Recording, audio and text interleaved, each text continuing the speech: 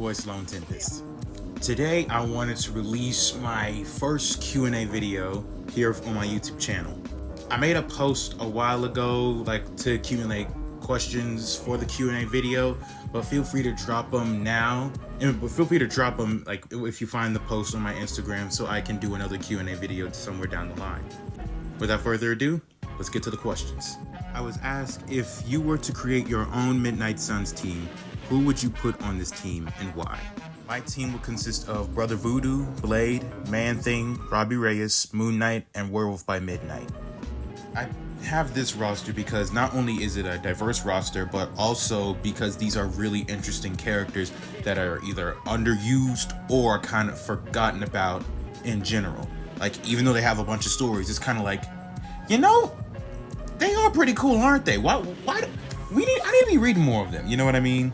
While I haven't read any Werewolf by Midnight comic books, I did watch the Marvel presentation, and that was my favorite Marvel project of that year. So if he's anything like the show, and if he's like anything like the show in the book, I would definitely love to read more of his books. Question number 2. I like the facts you say about blackwashing and whitewashing. How do you deal with people against you? I really like this question. I can tell what people say, what kind of person they are due to the way their first comment, because ultimately there's certain people who may be ignorant and other people who are just straight up morons.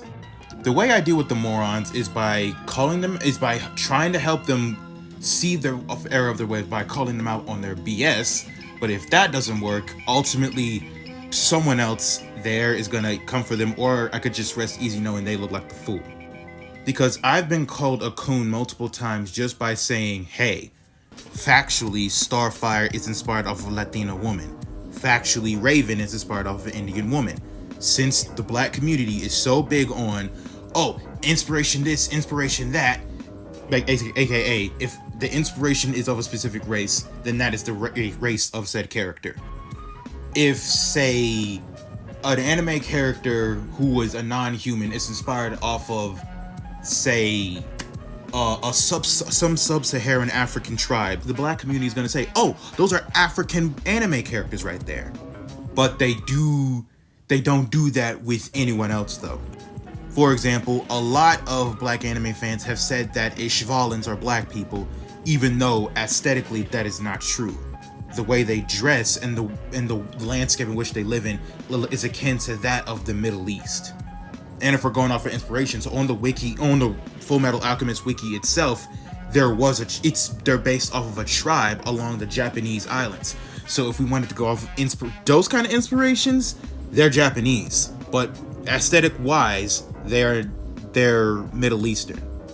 But if they try to counter that and say, I'm just being a coon for saying he's not black, it's like, listen, y'all are the fool. Y'all are the ones proving that low-key y'all racist. Ultimately, my answer is just know what you're talking about yourself so you can know that your argument is foolproof. And thus, if someone comes along and tries to counteract it, you don't need to do anything. They're the ones that are going to look like the idiots. Question 3. What is the most surprising diverse stories / characters with more white people support? I'll do you one better. Where do you want me to end? It is actually very common for diverse stories that are really good to be supported by the audiences that it's not exactly aimed towards or to uplift. Case in point, Spawn. Spawn is a black superhero, one of the most popular black indie superheroes of all time. His first issue surpassed Avengers sales when it came out. I think it even still has that. I believe so. I'm not sure, so don't quote me on it exactly, but it did massive numbers. A black man in the 90s was breaking records. Spawn was made by a white man, and a lot of white people like Spawn. Yet and still, blurs who want to moan and groan about not having diversity don't talk about Spawn. At all. You want to know who is cheering and singing from the rooftop Spawn got a movie, besides myself? A white Catholic boy, my man Starscream. So stereotypically, he is the very last person you would think would be doing this. Because I know blurs and stuff like that are so quick to do that.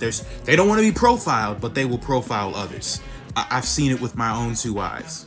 Like, I've seen blurs where, like, the first thing they point out is, like, if there's a thing that went bad, right? They're like a project that did badly, and they'll be quick to point out that some kind of majority or whatever is pointed out. Like, oh, this is bad. There's a lot of men commenting on this female-led superhero movie.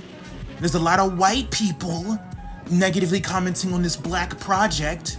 It's like, okay, but what does that have to do with anything? Why does that doesn't diminish their opinions, unless the opinions are racist, and a lot of them aren't. Like, for example, Madam Web.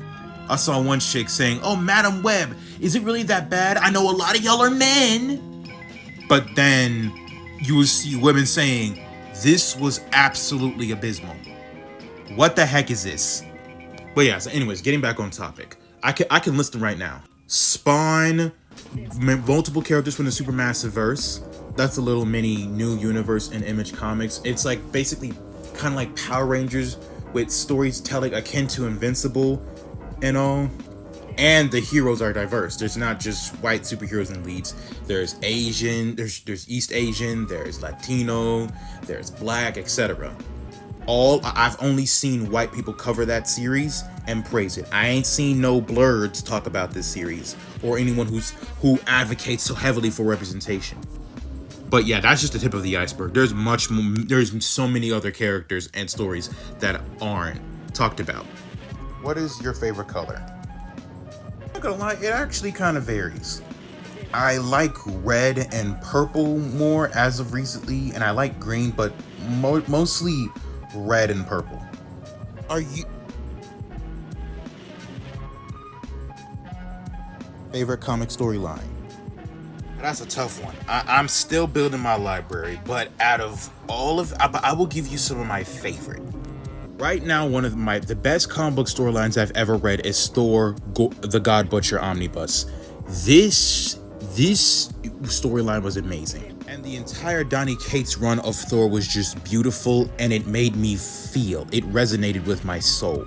I really like the new Static run, like the first omnibus. I loved this run very much, especially with the art and such, and also because it's Static. I love Static in general.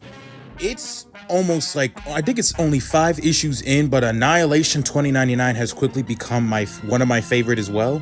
The new Ultimate Black Panther is quickly reaching up to one of my favorites. And another series that's got me in a chokehold is Frank Miller Presents Ancient Enemies. I don't know what he put into this series, but it is amazing. I'm loving the urban futuristic vibe, along with the whole concept of superheroes not being some new thing. And I also love the science fantasy elements to it as well. I don't want to spoil it too much, but just check it out, please. It got me hooked onto Frank Miller runs, and I'm trying to go through all the greatest runs of his. Favorite character? I've been waiting for this question. Meet my boy, Shay Hard. He is my favorite character in all of fiction. He's from the Webtoon Ordeal, which is free to read on Webtoon. Written and illustrated by the GOAT Brent Gray. If you love anime and complex stories, aka seinen, you will love this Webtoon. And if you love representation and want to see more black people in prominent roles, read this as well. You will not be disappointed. Trust me, I want to tell you more, but anything else will be a spoiler. When we gon' hear more about your personal comic power system. You're sneaky. Don't worry, I'm gonna try my best to release a video about it today. If not today, then tomorrow. Any new or underrated comics you suggest? Starting with new. I recommend Noctera. It's basically a post-apocalyptic world, but with a twist. In this universe, this is a different take on the apocalypse. No zombies, no alien invasion, nothing. The world is covered in darkness, but this darkness is different. It's unique in the worst way possible. You see, if you stay out in the dark too long, you'll gradually start to mutate into a monster. And basically lights and flashlights become an essential key part of modern society. I want to tell you more, but but you're gonna have to read it first. Anything written by Scott Snyder, you know is gonna be good. If you like X-Men and Tokyo Ghoul, you will like Chojin X because it puts a more eldritch slash like body horror element to like something akin to the X Gene. Ancient Enemies by Frank Miller. I've read issue 1 of Exiled, and so far from what I've read, it is awesome. Wesley Snipes helped write this, and so far I'm enjoying it very much. Rise of the Golden Dragon is a really cool series as well. If you like martial arts and such, you will really like this comic book. Now on to underrated. Spriggan has to be my favorite manga of all time. While it's not my favorite piece of fiction, it is my favorite manga.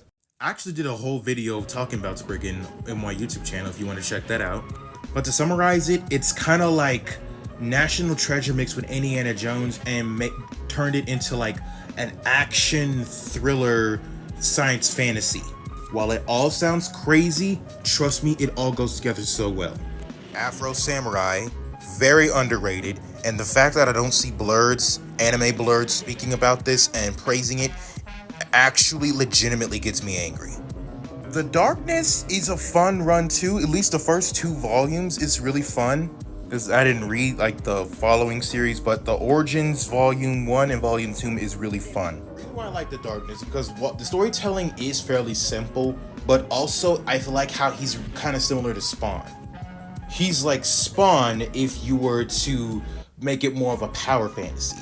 While Spawn is more focused on storytelling, this one is like 50% action.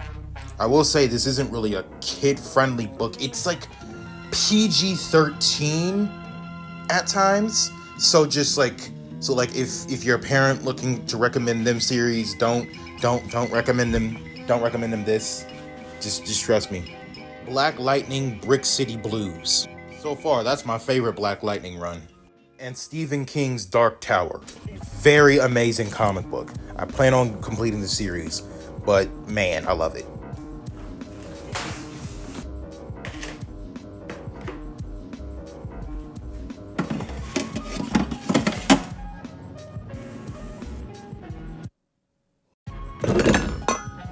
Excuse me. And we're back with snacks. Is hot dog a sandwich? I'd say more taco than sandwich. For sticking around for this Q&A, and I hope to do more in the future. But I also have a big announcement. So I've seen other content creators or just celebrities in general have their own name for their fans. So I decided to give you guys one. Since I am Sloan Tempest, the Tempest, that typically means storms. And storms are nothing without lightning. So don't worry, I'm not gonna call you guys lightning bolts or just bolts.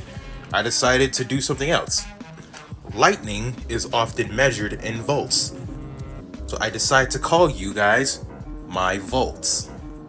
And also, I just wanted to end with this funny video I made on CapCut. You really do hate black people? No. I love black people. I hate incompetent, thick-lipped, scratch where it don't itch Negroes like you. Y'all keep us acting like newly freed slaves.